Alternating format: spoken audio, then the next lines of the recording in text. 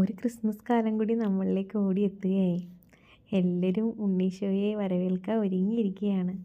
നാടും നഗരവും എല്ലാം. ഇതാണ് മേത്തർ ബസാർ. കൊച്ചിയിലെ ഒരു ബസാറാണ്.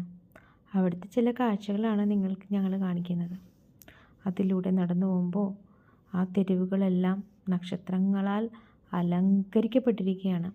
നക്ഷത്രങ്ങളാൽ മാത്രമല്ല കേട്ടോ, നിങ്ങൾക്കിതിൽ നോക്കുമ്പോൾ അറിയാൻ പറ്റും. സത്യം പറഞ്ഞാൽ എനിക്ക് എങ്ങോട്ട് ക്യാമറ വെക്കണമെന്ന് അറിയണ്ടായിരുന്നില്ല. ഇങ്ങനെ പക്ഷെ നല്ല ക്രൗഡാണ് അതിൽ കൂടെ നടക്കുമ്പം.